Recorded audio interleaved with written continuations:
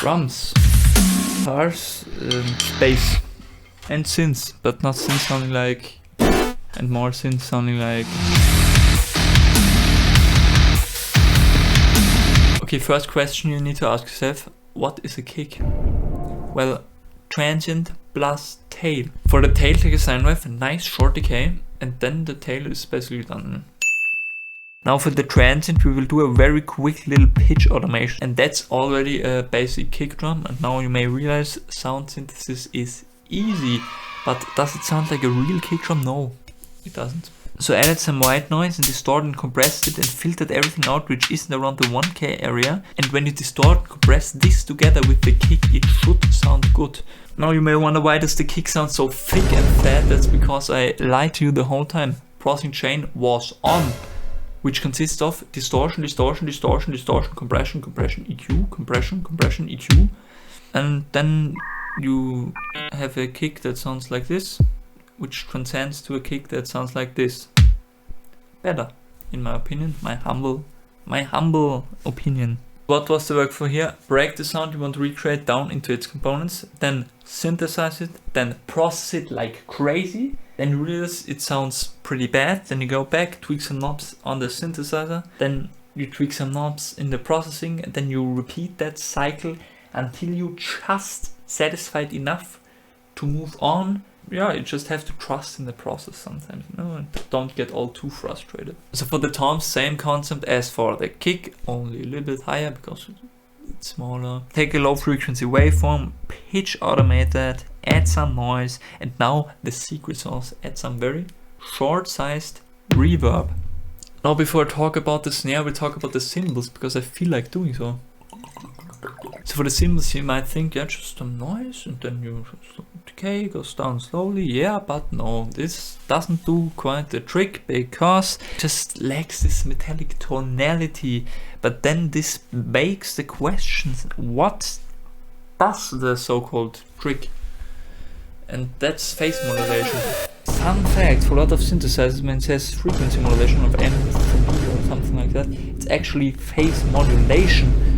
Fun fact over, that's it. I won't go into too much detail what phase modulation actually is, because this doesn't matter here. What matters is that you take these knobs and turn them around until you have something good that you can recreate a cymbal with. That's all. Then once you have this bass, you can do all sorts of fun little tricks to make this sound more realistic. For instance, add some noise, frequency shifting, pitch shifting, bit crushing, chorus, whatever you can think of. Really,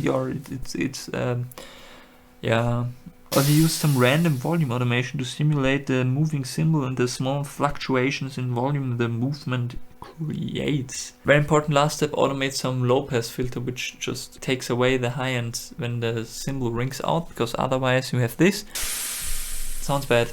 And you want this. Sounds good. And not this. Sounds bad. And just like that, I created a crash, a china, an open hi-hat, and a ride, which somehow sounds more chinery than the china. I also would highly recommend to get some stereo within the sound design with, I don't know, reverb, chorus, delay, unison, whatever you want. And I also increased the stereo width like crazy on the whole cymbal bus at the end, because it sounds way better in the mix that way. Way better. Hello! Another helpful thing is to just listen to certain frequencies of the sound you want to recreate, you know? Listen to the lows, recreate the lows, listen to the mids, recreate the mids, highs, highs. So the last item left on the drum department, the snare. First thing you should think about, what snare do you want to create? I recently listened to a lot of Knocked Loose and I really like this heavy hitting ringy snare.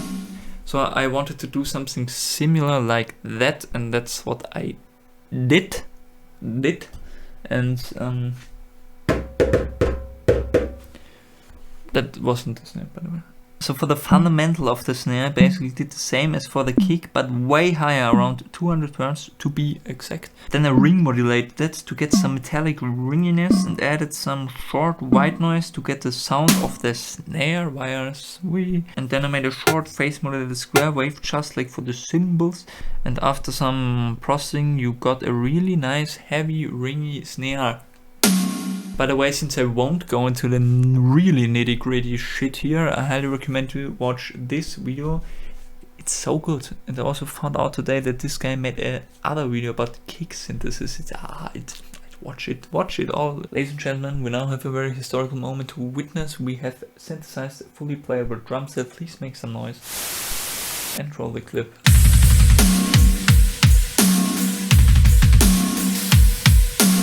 I don't want to make any promises here, but maybe we'll do another video on how to make a fully synthesized playable drum set which also reacts to velocity. Maybe I'm not going to do that, so no promises made.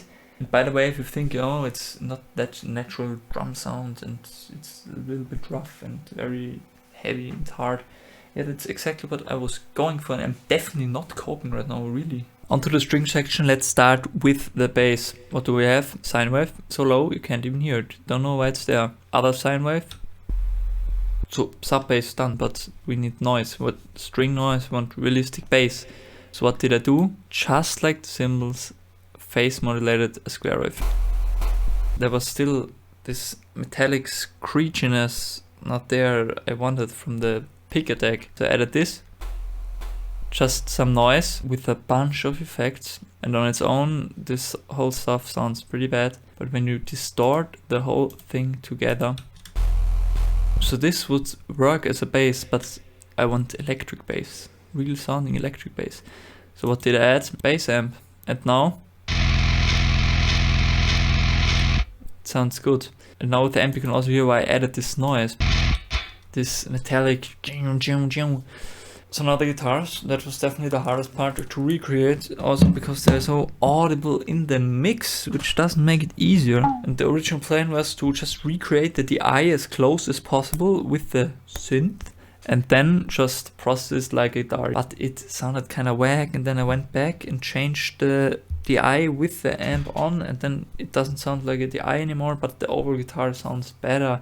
So I'm just gonna show you what I did, I think. So I just started out with a square wave, not an exact square wave, but kind of a square wave. And then I ran that through a filter. The amp is on, by the way, right now, because otherwise we have that, which is nice and screechy, but I want a guitar. But we want a more stringy, rumbly sound, so I added this noise. That together,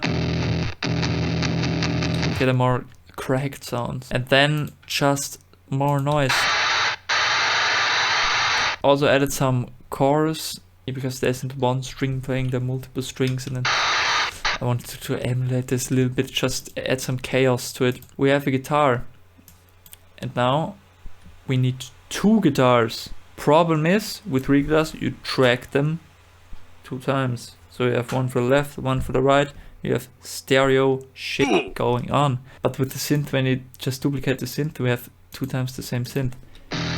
So how did I fix that? First things first. I put all the noise on random, not stable. And then we have still, if we have the exact same basic waveform here, the high end is stereo, but the fundamental square wave is still mono because it's the same. So I just changed that up a little bit, so we have a little bit of different square waves here.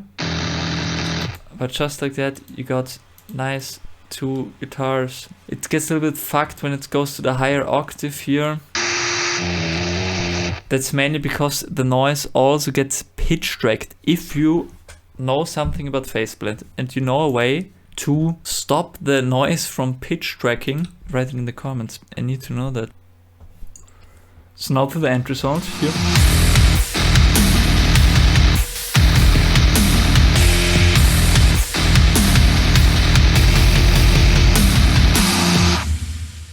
Does this sound like the real deal? No. Here's the comparison actually.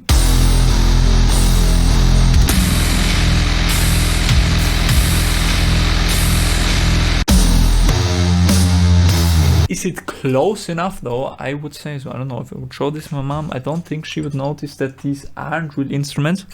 And I think that's quite the achievement, and I'm good with that. Yeah, that was the video. Have a nice Yeah,